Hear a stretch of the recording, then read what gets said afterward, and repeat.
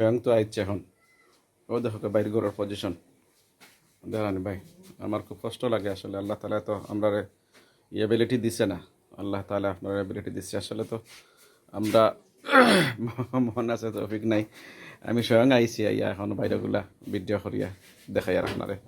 ওই যে ঘরের অবস্থা ওই দেখানি বাচ্চা কাচ্চা লইয়া ওবা হস্টে আসেন। ও তাই হারে যাওয়ার জন্য অবস্থা। আপনি একটু নেক নজর খান রাখলে আল্লাহ সুবহানাহু ওয়া তাআলা ওই দেখানি।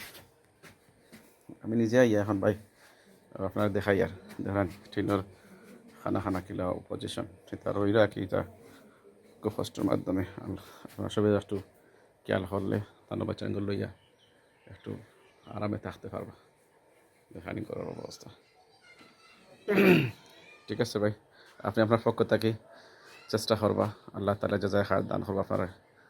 আর আমরা দোয়া আপনারা বেশ করি। আসসালামু আলাইকুম।